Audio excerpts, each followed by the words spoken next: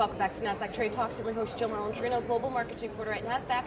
Coming to you live from Phoenix, Arizona at the NERI Annual Conference, where we're meeting with the top thought leaders in investor relations within the capital market space. Joining me for this segment, we have Evan Schneidman. He's the CEO of Prattle. We're going to take a look at the role of AI in IR. Evan, it's great to have you back on set with me. And to be honest with you, when I saw you here yesterday, super surprised to see a guy who's in data, a guy who's in artificial intelligence at an investor relations conference. Yeah, it's great to see you here too. Our core market, very much the buy side. We've been focused on selling really automated analysis of central bank and corporate communications to hedge funds, large asset managers, portfolio managers in particular, but also analysts.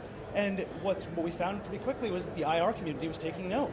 They wanted to know, how are people analyzing their language patterns? How are they using that information to go actually trade on that stock? Right, and you sat on a couple panels discussing this. What are some of the key themes that are coming out of it? Yeah, so I think that one of the big themes is how exactly is it that people are interpreting our communications, right? So if you're an IRO, what are those people actually doing with those communications? The next one is, okay, well, what's the difference between quants and fundamentals and quantamentals? And then really, where does AI play a role in this, right? Obviously, we know human beings are analyzing their earnings calls and other corporate communications, but how is a computer doing it potentially differently or similarly? And what does that mean for how you craft a communication?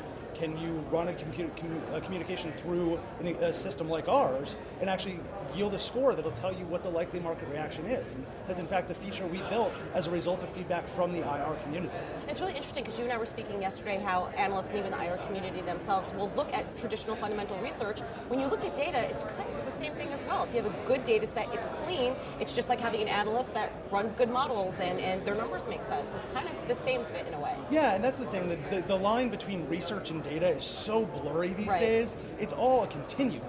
And so I think that is exactly why you see portfolio managers and IROs are also operating on a similar continuum, because we're all coming together just to try and figure out how to have efficient communication of real information.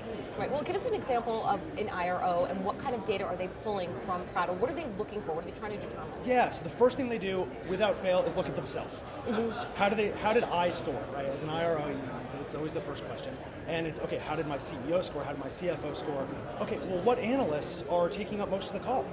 Right? Oh, I've had IROs take a look at how we scored a transcript and say, wait, that analyst spoke for 7% of my earnings call? Mm-hmm. They're getting that. I'm going to have them ask a question dead last next time. I don't want them derailing the call again. It felt like they were talking for a long time. To actually have that in writing, know exactly what percentage that is, that's really impactful. And then the next thing they all do is go look at their competitors. How did their competitors score? What were the most salient remarks in their competitor communications? We extract a couple of sentences that move stock price most. And so they're actually using that information to say, how can I tweak my communications to get a similar positive result? And the next thing is always that question of, how can I vet my communications to identify the likely market response? So we built a system, we built a whole back-end data science platform to allow us to build a system to really to have the IROs score language on their computer.